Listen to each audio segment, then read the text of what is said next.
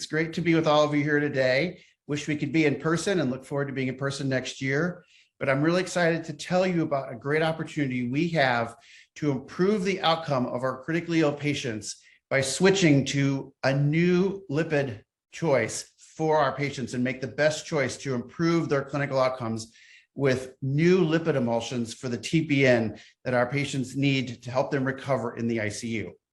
So briefly, these are my alignments of interest. I'd like to call them rather than conflicts. I'd like to believe I'm in alignment with all of the groups that I do research with, and that this alignment hopefully leads to the best patient outcomes, whether that's the NIH or industry. I think we're all working to improve our patient outcomes.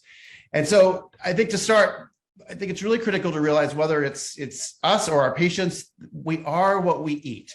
And the reality is that over years of evolution for our patients, the evolution of dietary lipid intake has changed pretty dramatically and not for the better. So what is the omega-6 to omega-3 ratio in your diet? Any of you think you know or know what the US average is? Well, we know that the average omega-6 to omega-3 ratio in the US is 18:1.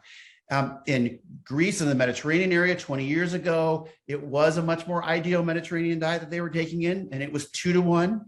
But now we in the Western world have shared our bad food with the world, and they're even up to 15:1. So in all parts of the world, this has become a critical issue. What's the ideal ratio? Well, really it's 1:1, omega-6 to omega-3, which is clearly, unfortunately, not what our patients and most of our patients that we care for are taking in, because it clearly has changed, not for the better over the last 100 years, as the bad omega-6 fatty acid intake has markedly increased in much of the world's population. And this isn't just true in the US. As I showed you, it's true in Europe, where we've exported our bad high saturated fat food. And it's not only true in Europe, but it's true in Africa as well, where we've exported our bad food. And even their omega-6 to omega-3 ratio is getting worse and worse. And what does this do to the risk of disease and disease status of people in these different parts of the world? Well, we know that in rural India, they have one of the lowest omega-6 intakes in the world. They have a very good omega-6 to omega-3 ratio, and they have a very low risk of coronary artery disease. But in the same country, in much of the same genetic population, in urban India, they have one of the worst and highest omega-6 intakes, and they have a much higher risk of coronary artery disease. And so, again, we think the diet intake of omega-6 fats significantly influences the disease risk of populations around the world. Because you are what you eat, and we know that omega-6 fatty acid intake leads to metabolism of fatty acids and insertion of those into our cell membranes of arachidonic acid and other pro-inflammatory mediators, whereas intake of omega-3 fatty acids leads to EPA and DHA derivatives that are much more anti-inflammatory and help resolve inflammation appropriately, as our body has evolved to do. So you should be afraid of what your patients are eating, not only outside the hospital, but perhaps inside the hospital. As you can see, even in England, our McDonald's have infiltrated even hospitals. And so even our patients in the hospital could be getting this high omega-6 fat and the bad food orally, as well, unfortunately, as in much of the TPN that we're seeing in the US that still uses intralipid or high omega-6 fat lipids. And this leads, we fear, to patients admitted in immune dysregulated state. Again, we have noticed in COVID-19 that patients with obesity and diabetes and, again, comorbidities that are often related to dietary intake, they have much worse outcomes from COVID-19 and other diseases. And so, again, we need to monitor immune response when we're infected. But again, we also have led to a time now where sepsis is a top 10 cause of death. So the sequelae, the pro-inflammatory sequelae of infection and of COVID-19 are leading causes of death around the world right now. So we also need to be able to put that immune fire out, that pro-inflammatory fire out. And now with the poor diets that many of our patients are eating, the high omega-6 fats they're taking in, this is harder than ever. And I think COVID's really brought that out. And so I think the fire is harder to put out than before. And we're really seeing this through the pandemic and through other sort of causes of sepsis, and that being a top 10 cause of death. So what about the patient's lipid intake? Is there a best choice for our patients? Can we influence what happens to our patients when they're not only eating, but when they're getting TPN?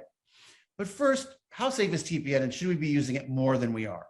Well, the reality is, despite what you were taught in medical school, it is now very clear that TPN has no association with increasing infection risk in 2022. These large trials in journals you've heard of, JAMA, Lancet, New England Journal, studied thousands of critically ill patients, comparing TPN to enteral nutrition in patients with working guts even, and they found that TPN has no association with infection risk. And in fact, it's just as safe to put saline through a central line as it is TPN, or vice versa. It's just as safe to put TPN through a central line as it is saline or another IV fluid. So you should not be worried about TPN having an association with infection. Why is that? Well, lots of reasons. We don't hyperalimentate anymore. We don't overfeed the non-protein calories like we used to. We control hyperglycemia. Most of the trials that show any association with infection risk of TPN were before insulin control of glucose and glucose control came to be. We give more protein. We do better central line care. We have checklists. We really take much better care of our central lines. And in fact, is it possible that our guidelines are even catching up to say this? And our new guidelines that just came out a few weeks ago from Aspen say there's no significant difference in clinical outcomes between early EN or early PN, and that they can be used interchangeably. Either PN or EN early is acceptable. There's no difference in risk or harm, whether you start with enteral nutrition or parenteral nutrition. This is a major change in guideline. And again, this was just published a few weeks ago, and it's strong recommendation with a very high grade of evidence that enteral nutrition and parenteral nutrition have similar risks and safety. And in fact, is it possible that in parenteral nutrition can reduce risk of infection? And there's now a number of trials showing this. This trial was just published a few weeks ago in a very strong journal, JAMA Surgery, looking at major abdominal surgery patients. They enrolled 230 people in a randomized controlled trial, and they showed significant reductions in infection risk when early supplemental parenteral nutrition was given. And we think this helps feed the immune system, and so the immune system can function better. And again, significant reductions in later infections or infections in patients who get early PN, not increased risk, but decreased risk. And this is consistent with the Heidegger trial of early PN and supplemental PN that was done and published in Lancet a few years ago by Meta Berger's group. And so now we have multiple trials showing early parenteral nutrition reduces infection and is not associated with any risks of infection, as we perhaps saw before. And as this, not only these other issues, but better lipids have probably contributed to these new signals we're seeing on the safety and benefit of TPN. And so finally, these new IV lipids that have been available in Europe for many, many years are widely and FDA approved to be available in the US. So this was a huge win. We've been fighting for this for many, many years. And if your hospital's not using them, I hope this lecture and Krista Haynes' next lecture really convinces you this is something your patients deserve and need. So first, are lipids important in sick patients? Because some of you may still be practicing not giving much lipids to your patients. For many years, we were only giving intralipid once a week to our patients. And so is lipid important? Well, let's look at what substrate our patients use. In a 60-year-old patient with sepsis and pneumonia in the ICU, what is the preferred substrate, nutrient substrate for most cells? Is it glucose from glycogen, long-chain fatty acids and triglycerides, protein from muscle, ketones from lipids, or glutamine from muscle? Well, the answer is it's long-chain fatty acids and triglycerides. That is the primary substrate that most of our cells use. It's the preferred fuel for most of our organs in disease and health. When our muscle's at rest, it is primarily using lipid. When we're prolonged exercise or prolonged endurance or stress, like critical illness perhaps, the muscle needs lipid. And so this is important. In short, intense exercise, we use glucose until we've depleted our muscle and liver glycogen, which is very quick. Our heart uses lipid as well as lactones and ketones. Our liver will use some glucose initially from glycogen, which is quickly depleted, and then it relies on lipid. That's a major fuel utilizer in our body. Kidneys, they do rely on glucose and then gluconeogenesis for amino acids. The brain relies on glucose and some ketones, of course. And then red cells, being simple metabolic cells, use glucose. And then white cells depend on glucose, but also amino acids like arginine and glutamine, especially when the body's under stress from infection or they're responding and needing to divide quickly. So, but all in all, lipid is the preferred fuel source for most organs. And in fact, you can see the predominant energy expenditure of most of the body relies on lipids. So this is critical to our patients, both in illness and in health. And in fact, when patients are critically ill, the body's challenged to use glucose in critical illness.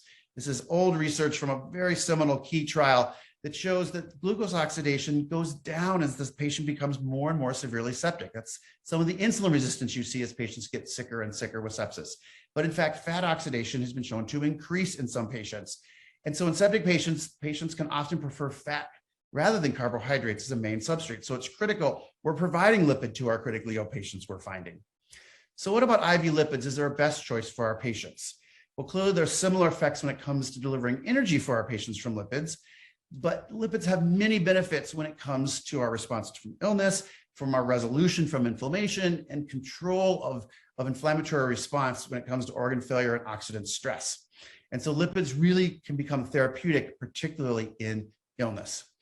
And so there's widely differing effects, as we've seen, on immune function, oxidative stress, and liver injury from, say, new omega-3 based fish oil lipids versus the old omega-6 lipids, which we know contribute to adverse effects on the immune function and on liver injury and other adverse effects clinically.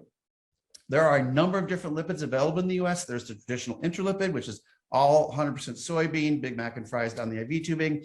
There's the new SMOF lipid, which has soy oil, MCT, olive oil, and fish oil. There's the clinolipid or clinolake, which is olive oil and soy lipid. And then there's pure fish oil, used predominantly in children, but occasionally in adults, which is 100% fish oil, or omega-vin as people will call it. And so there's very differing consistencies in these. You can see that the soybean oil is largely polyunsaturated fatty acid, again, the Big Mac and fries, but we really need a much more balanced lipid delivery, much more like we see from the 4 lipids, like the SMOF lipid, soy, MCT, olive, and fish. There's just better lipid choices available. So is lipid choice important in illness? Well, you can see that different lipids have different inflammatory potentials when it comes to the inflammatory response. Soybean oil being one of the most pro-inflammatory, and then the olive and fish oil particularly being the least pro-inflammatory, which we think is critical to outcome from disease. So clearly the Big Mac and fries down the IV tubing is less than ideal for our pro-inflammatory patients, and perhaps a fish oil-based lipid, a fish oil mixed lipid, is much more ideal. And how does this work in the cell or in the immune cell? Well, we know that immune cells, when we take in, say, the Big Mac and fries or the omega-6 intralipid, will incorporate these arachidonic acid, these omega-6 based mediators into the cell membrane. And the cell membrane then will lead to a signaling of a much more adverse and aggressive inflammatory response. And this incorporation of these lipids into our cell membrane then amplifies this cytokine response and leads to the multisystem organ failure we hypothesize that follows sepsis or COVID or many of the injuries that our patients are facing and the infections our patients are facing. And this gets amplified when there's this omega-6 lipid byproduct incorporated into our immune cell membranes. Now, if fish oil is taken in, derivatives of fish oil like EPA and DHA incorporate into our immune cell membranes, and they attenuate this. They don't stop, but they attenuate this amplifying loop, this aggressive pro-inflammatory response. And we believe can, and I'll show you data for, can improve clinical outcome.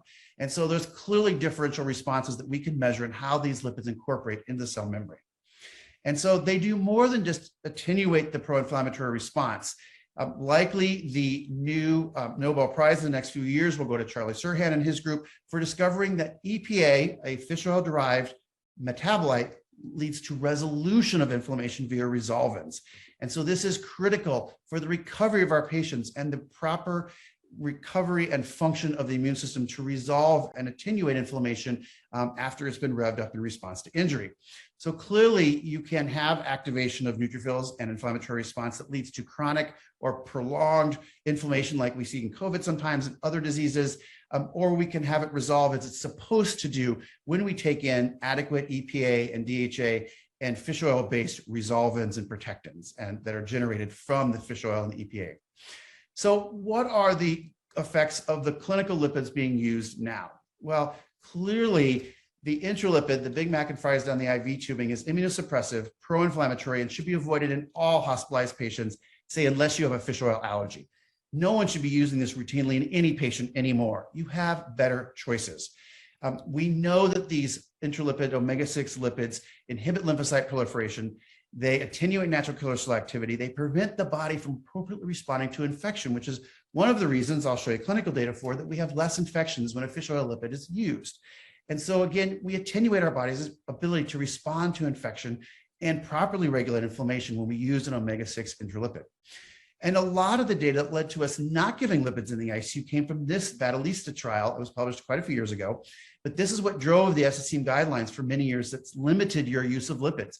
This was a study that looked at TPN in patients trauma patients largely, 25% of calories given as omega-6 intralipid or no fat at all. And what they found is patients who received omega-6 lipids or intralipid had more infections, more time on the vent, more time in the ICU, and a greater length of stay. So many adverse outcomes. And this led to us limiting the lipids we gave when we only had intralipid available in the US. And it attenuated natural killer cell activity. So we could directly measure its inhibition of the immune system's response to infection or ability to cope with infection. And so there's many negative effects of pure omega-6 fatty acids or intralipid TPN formulas. So these should not be used in TPN. And there's really no patient that these should be used routinely. And so if you're using it, you should stop and you need to be switching to a new lipid, aside from keeping it around for patients who have a fish oil allergy or perhaps with local anesthetic toxicity. And so we keep a little around for that. So what about the new mixed fish oil lipids, the SMOF lipids that perhaps mix soil, MCT, olive oil, and fish oil? Are these more ideal for our patients? Well, even the data back to 2006 showed in retrospective studies, there seemed to be an improvement in mortality in patients who received a fish oil-based lipid. And so even in this early data, these lipids have been available around the world for 20, 30 years now. We only have recently gotten in the United States, which is exciting. But again, this data has been generated for many years. But then now, since then, many clinical trials have been performed. And in fact, these meta-analyses have come out that show, this is one in surgical patients, that in 19 studies in over 1,000 patients, a fish oil-based lipid leads to reduced length of stay and reduced infections in patients who receive them versus soy oil or intralipids that are often routinely used in the US now. So again, significant clinical outcome benefits. And there have been multi-center trials, in fact, that have come out. This was a well-done randomized controlled trial in critical care medicine published in a very good journal, SCCM journal, that looked at soy oil versus a soy oil plus fish oil lipid. And it looked at infection as the main endpoint. And I actually was able to review this. I was a reviewer for this paper and I wrote an editorial on it as well. You saw a significant reduction in nosocomial infections from a fish oil-based lipid versus a non-fish oil-based lipid or an MCT-LCT lipid in this case. And so again, real benefits, no effect on mortality, but a trend towards reduction in length of stay from this. And now there's been an update to the Pradelli group has done a number of meta-analyses on lipids. There are now 49 trials in both ICU and surgical patients, over 3,500 patients that have been looked at using a fish oil-based lipid versus a standard intralipid or omega-6 based lipid. And significant reduction in infections have been shown in 24 trials, 2,000 patients, when a fish oil-based lipid is used versus a non-fish oil soy oil-based lipid. So significant improvements in infection, significant reductions in ICU length of stay in ICU patients, again, almost 1,000 patients studied, and significant reductions in hospital length of stay when you use this newer lipids, these fish oil-based lipids, which again is a strong story for why we need to change. And you're going to hear more data from Krista Haynes on these length of stay issues in a US study that we'll be presenting to you. Krista will be presenting to you in both peds and adults next. And in fact, a 56% reduction in sepsis. So again, that idea that we could reduce sepsis and pro-inflammatory injury and all the issues with that, well, that's been borne out in over 1,000 patients studied using a mixed fish oil-based lipid. And so many clinical benefits using a fish oil-based lipid. And reduction in cost. So I sometimes hear, well, it's been hard to get these new lipids approved, although they don't cost much more. A couple dollars per bag is what we found. But people say they cost more, so we use them. Well, there's actually a significant published reduction in cost of $6,000 per patient when you use one of these new fish oil-based lipids. And that's true in other countries as well. And again, this was largely due to reduced infection and reduced length of stay with very minimal increase in cost in PN. So I think the benefits clinically far outweigh the minimal cost of these new, much better lipids that I think all of us just think our patients deserve. What about in the home parenteral nutrition setting? In the Mayo Clinic has switched some people in recent years from soil-based lipids because they had worsening liver function tests, worsening cholestasis. They couldn't tolerate lipids anymore. And when they switched to the new lipid, the omega-3 based or fish oil-based lipid, they had significant reduction in their transaminases and total bilirubin, which I think is really critical. We'll talk more about what drives this cholestasis from the old lipids in a moment. And again, you could see great signals of reduced liver injury and improved bilirubin and cholestasis in patients who receive this. This has been studied by others around the world, again, showing and use the sophlipid or the multi-oil lipid versus a soy lipid, much better LFT measures and total bilirubin measures in the patients who receive fish oil.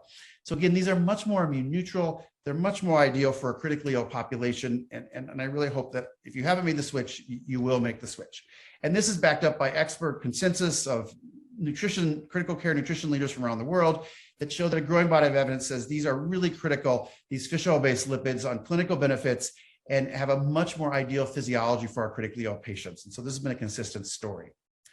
And then in addition to the infection and inflammatory related issues, we know that one of the challenges of prolonged TPN has been, and TPN in sick patients has been peripheral or parenteral nutrition associated liver disease. And what is the cause of that within the lipid formulation? Is it the PUFA or the polyunsaturated fats, or is it the phytosterols? Well, the reality is it's the phytosterol content that's so critical that impairs metabolism. So could lipid choice reduce parenteral nutrition related injury? Because this is a really big problem. It happens in many, many newborns and infants. This leads to liver transplants in infants with short gut and gastroschisis and other diseases that lead to shorter bowel that require TPN. And it's very common in critically ill adults as well. And it's characterized by worsening cholestasis, elevations in bilirubin, and also elevations in LFT. It often happens in longer-term TPN use or in sepsis or critical illness. And again, we seem to have been able to tie this back to soy lipid. And again, we know that there's issues with impairment of metabolism in the liver, and it seems to track back to the phytosterol content. This is a particular component of omega-6 lipids that occur in high concentration. Then these phytosterols are quite high. They look like cholesterol and they impair bile acid synthesis, leading to cholestasis. And so again, this is really critical to understand. And the great news is the new sophlipid, the new lipid formulations in general have much lower phytosterol contents. And so this is really critical that we be using a newer lipid formulation to reduce the risk of liver injury. And again, using the sophlipid or the multi-oil lipid has led to reductions in liver injury, reductions in liver enzyme elevations, and reductions in bilirubin in patients. And Chris is going to tell you about what its effect was in Duke patients when we made the switch a few years ago. So what are our recommendations? Well, our clinical guidelines have followed recommending reduction of pure omega-6 fat use. We should be looking for ways to reduce the amount of omega-6, and we should stop using the intralipids that are commonly used in the US today. This is true for the ESMA guidelines as well. It's clear that intralipid or soybean oil should be avoided due to pro-inflammatory effects. So our guidelines are saying we should be making this change. There's no reason either to not give intralipids to critically ill patients as long as you're using one of the new lipid formulations. And we know patients need lipids when they're ill as well. And then there's data in critical care medicine that shows that any of these new lipids really can reduce the time on mechanical ventilation and time to ICU discharge alive versus soybean oil, which has the worst outcomes in a study like this that compared a number of different lipids to each other, with fish oil and olive oil being much better, fish oil and olive oil lipids being much better in these outcomes versus soybean oil. So do I practice what I preach? Did I believe the data at Duke where I work, and what did my TPN team do? Well, in 2017, we completely switched to sophlipid in May of 2017 after the FDA approved it. And we switched virtually all our patients, all adults were switched, and virtually all our pediatric patients were switched as well. And Krista's going to share our data on clinical outcomes of this switch, a real true before and after study. We switched on one given day in May. And so we have this really nice clean data set that you'll hear about the benefits. And I'm going to give away a little bit of her story, but the benefits of switching to sophlipid and what we found. So why, as I finish, why am I so passionate about lipids as a critical care and anesthesiology physician? And why do I hope you care as much as I do about this? Well, how many of you have had surgery out there? Well, Atul Gawande here in the US has shown that every US citizen will undergo 9.2 surgeries in your lifetime. And so some of these are cosmetic, of course, but again, everyone's going to have surgery. And so the potential to need TPN or to have a major surgery is real. And in fact, how many of you have been in the ICU before as a patient? Well, Derek Angus, the editor-in-chief for critical care for GM, has shown that we all will average 1.7 ICU admissions over our lifetime. So someday this will be you or someone you care about. And for better or for worse, I've used up some of your ICU admissions and your surgeries, hopefully, but this has been true for me. TPN saved my life. This was me on TPN at age 15. As some of you know, I had ulcerative colitis as a 15-year-old is when I was diagnosed. I was in the hospital for over a year, and dietitians and TPN saved my life. I was on TPN for almost that whole year. And I've been on TPN many times since then. Because in fact, I've had 23 surgeries since that for ulcerative colitis and the complications that have followed. And now I have 160 centimeters of total bowel remaining. And about every 8 to 10 years, unfortunately, bowel obstructions lead to me needing surgery again. This was me just a few years ago in my own emergency room in the hospital I worked in with a lactate of 10 and significant bowel edema, urgently needing to go to the OR with bowel ischemia. And in fact, I ended up my own ICU with an open abdomen for fear of bowel ischemia after my surgery, being cared for by my own nurses and my own medical ICU or surgical ICU team. Was in the hospital 23 days, that hospitalization, helping write my own TPN with my own TPN team. Unfortunately, I had an ileus for 21 days. But unfortunately, all that was available then was intralipid. And so my calories were limited because I got soy lipid-related cholestasis after my surgery. And so I couldn't get all the calories I needed. And I went from looking like this just a few days before I got sick to 17 days later looking like this. I lost 20 kilos in 17 days because I couldn't get the calories I needed because we didn't have a good lipid source like we do now. Couldn't even walk down the hospital hallway without being short of breath. I was so weak and so debilitated because of this real challenge. And in fact, this has continued to be a big issue in my life. I know I'll need TPN again. This was me just a few weeks ago. I've had 3 bowel obstructions that have led to hospitalizations in the last year. And just a few weeks ago, I was in the hospital with another bowel obstruction. And so unfortunately, for better or for worse, right around the time that this lecture is going to be seen by all of you, I will be having a major surgery for lysis of adhesions and a major exploratory laparotomy. It's going to happen on April 20th, which I think is a day or so right around this lecture. I will be in the operating room in the hospital while this is being given. And so Crystal will be answering your questions. But the reality is I will likely need TPN on this admission. And so I know I'm going to be on TPN again. And that's why I think it's so critical for our patients on TPN that we get them the best possible lipid for their care. Because again, lipid choice matters to outcome. And that's why I'm so passionate about TPN and giving the right lipids, and all of you, if you haven't switched, making that switch. And I know you're passionate about your patients' outcomes and want the best for them as well. And the reality is to give our patients the best outcomes, the way we feed patients should never be the same.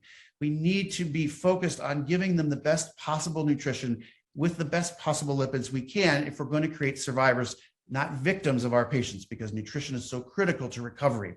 Because the reality is you are what you eat, and lipid choice matters to outcome. We have a large amount of data now, and you're going to hear more in Krista's lecture following mine. And that the reality is if your hospital is still using soy intralipid or intralipid in your TPN, you need to stop. We know that about 60% of hospitals, at least in the surveys I've done when I've given these lectures, seem to still be using intralipid in some or all of their patients. This needs to stop. If you were using intralipid or an all soy lipid, you need to switch. Your patients deserve better. So short of keeping a little bit around for local anesthetic overdoses or physiologies, your patients should be switched from soy lipid to a SMOF or to a better lipid, newer lipid formulation. Because the reality is use of new fish oil mixtures or a new lipid formulation, not pure soy, reduces infection and reduces length of stay and reduces liver injury in your patients. And that is the best clinical outcomes you can give them. So we need to be switching. And the hope is then we can take patients that look like this, have them ambulating and walking and getting the nutrition they need early with early PN, which, as we saw in a recent study, reduces infection, not increases it, and then have them leave the hospital looking like this, or at least like this. And with that, I thank you for listening. Please follow me on Twitter or Instagram. I post all of the latest critical care nutrition and much of the critical care newest papers. It's a great way to keep up the literature on Twitter and Instagram. You'll see the papers right away. And feel free to email me at this address. I'm happy to share any of the papers I talked about or these slides and answer any of your questions at the email address shown here. So I look forward to seeing all of you on social media or by email. And again, stay tuned for Krista's lecture that gives you some real world clinical outcomes at Duke when we made our switch and what happened when we switched from intralipid to SMOF. And with that, thanks for listening. And I look forward to seeing all of you soon. Hi, my name is Krista Haynes. Thank you so much for listening to Paul's talk. As Dr. Wishmeyer shared with you, he's in the operating room. He went into the operating room this morning at 8 a.m. my time. It's currently 5 o'clock our time. So going through a major surgery, they're still lysing adhesions, and he's been there all day. So as he explained to you, this is very passionate towards him. I'm sure he'll be on TPN in the next couple of days if we have anything to say about it. I am one of the Duke Trauma critical care surgeons. I'm also on the Duke TPN team with him, and we take care of all of our patients together. Now that he's told you about the importance of switching to a different type of lipid, I'm going to explain to you what happened when we actually made the switch here and show you what the data looks like. So we switched to an alternative lipid, including soybean oil, medium chain triglycerides, olive oil, and fish oil. Why did we do this? Because we believe, as he was explaining to you, that it is anti-inflammatory, it reduces infections, and it reverses liver disease. This new lipid has a balance of omega-3 and omega-6 acids and a more bioavailable form of vitamin E. Therefore, we think it's the best thing for our patients. So anybody who is not allergic to fish is switched to this lipid, pediatrics and adults. How did we do this? We implemented it in May of 2017 on one exact day. Then we did a retrospective analysis of this, looking at the patients from 2016 to 2019. We looked at 1 year pre-switch and 2 years post-switch. For our pre-change change sample in adults, we had 129 patients. For our post-change, we evaluated 376. So obviously our TPN volume has increased. Our primary outcome on this was hospital length of stay. And we also looked at demographics, clinical characteristics, the patient's liver function, how well we were actually delivering these calories and how much nutrition they were getting, because as he said, people get less fat with the other lipid, our rates of infection, and then, as I had already said, hospital length of stay. We did a cohort match. We matched the demographics from the patients before the switch and the patients after. When we evaluated the two groups, more patients post-change had intestinal malabsorption and malnutrition. So despite the fact that we, as he alluded to, have better outcomes in our secondary group after the switch, we had a sicker patient population. So here's a demographics table just to kind of show you everything that we were looking at. We controlled for race, we looked at length of stay, we controlled for age, we determined if it was an emergent encounter, meaning they were seen through the emergency department versus an elective operation. And then we looked at their comorbidities to make sure we were comparing the same patients. We looked at malnutrition and then their disease process, acute pancreatitis, malignancy, cirrhosis. Did they have diabetes when they came out in? Were they septic, which would have decreased the amount of time we could give them the TPN, and then what type of infections they were having at that time. After we compared the groups, we found out length of stay was reduced. In our pre-group, it was approximately 34 days. In our post-group, it was approximately 29. And you can see that's significant with a p less than 0.05. We also found there is no difference in rates of infection between our pre-switch and post-switch groups. Next, we found out that after switching to TPN, they ended up, or switching to our new lipid, that we had equal days on TPN. So we evaluated the total days they were receiving lipids, the total days they were receiving TPN in general, how much calories they were receiving. And as you can see here, no difference in total TPN days. So not only are we going to show you better outcomes, but we're not going to show an extent in TPN, and we are showing you that the patient groups, despite being similar, the secondary group was sicker. As important to all of us, and the reason people stop TPN so often, and one of the passions to me as a surgeon is, and one of the problems Paul had previously, was people's LFTs rise. So in evaluating both sets of patients, obviously we wanted to look at LFTs, we looked at their AST, ALT, we wanted to see their total bilirubin, their triglyceride measurements, to make sure that we were looking at the entire picture. We looked at not only the initial value, but we also looked at the maximum value during their hospitalization. Here's the all adult cohort. We looked at the all adults, and then we looked at an intensive care population by themselves, but you can see the old and the old group, which is our old fat, as well as our new SMOF data. So first, ALT and max ALT are approximately the same. The only place we see a little slight difference is in their T bilirubin, and I'll show you that in a minute. So how do we actually compare these versus giving you means? We did a multivariate linear regression model controlling for all the covariates I show you below: age, gender, race, BMI, whether or not they had an emergency visit, because that's going to make them more ill, as well as they were an ICU admission. We controlled for comorbidities, as we were talking about before, as well as infection and sepsis. And then we found out that there was no difference between the two groups when it came to LFTs. Here's a multivariate logistic regression model for ICU patients. And once again, looking at both groups, controlling for the same covariates and comorbidities, we actually found that the bilirubin was lower in the post-switch group, and that's significant in even this small population of 505 patients. So what do we do for kids? We'd been using SMOF intermittently for kids prior to the switch, and we believed that SMOF was a better lipid for them. It wasn't approved until recently by the FDA for children a few weeks ago. That changed, which is exciting for us. But we implemented this new lipid in May of 2017. We once did a similar study, 2016 to 2019, 1 year pre-switch, 2 years post-switch, and looked at critically ill and non-critically ill patients. Here's the results of that study. Pre-change, we had 101 patients. Post-change, we had 278. As you can see, their age, and this is pediatric patients older than neonates. This is the first time this group's been looked at. My slides are advancing by themselves. You can see they're similar between the two groups, between age, BMI, and then total calorie delivery for the whole group. So what did we find?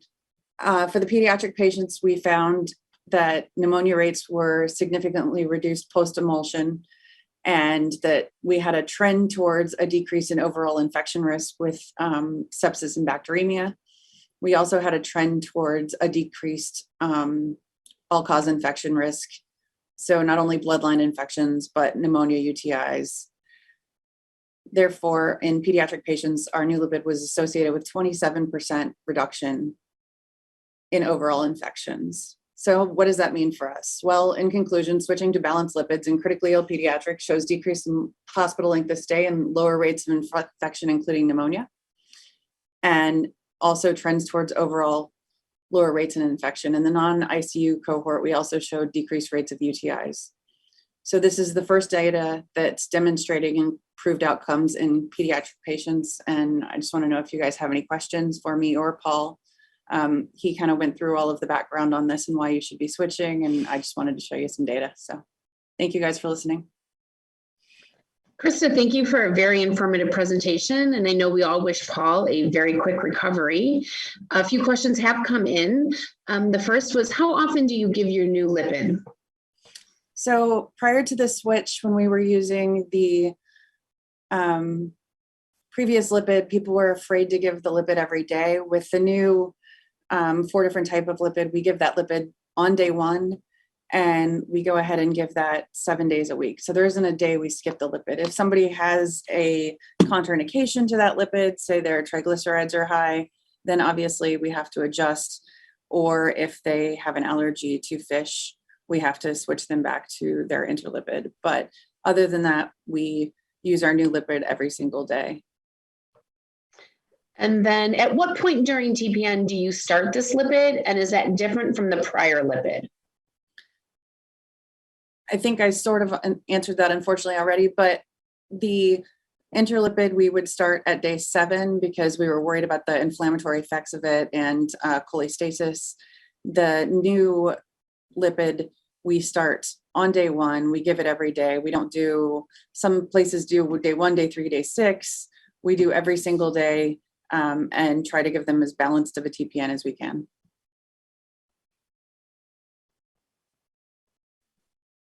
Thanks, Chris. I don't see any other questions in the chat right now. Thank you guys for listening.